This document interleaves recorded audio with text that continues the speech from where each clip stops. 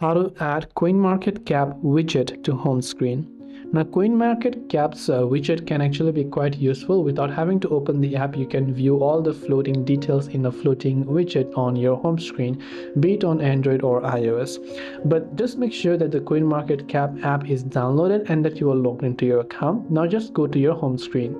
Tap on the empty space on your home screen, long press and go to the widgets icon depending upon which device you're using.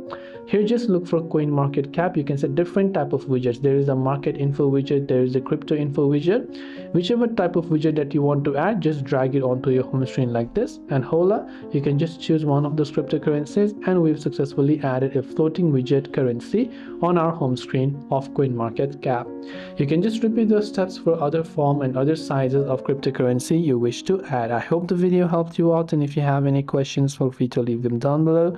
Thanks for watching till the very end of this tutorial, and see you soon as always in the next video.